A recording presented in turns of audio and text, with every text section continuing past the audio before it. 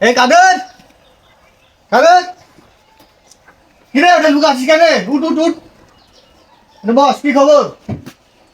ভাই আর বলিস না, হ্যামস্টার আমাকে বাস দিয়ে দিছে ভাই। কেন তোর 26 তারিখ কি হলো?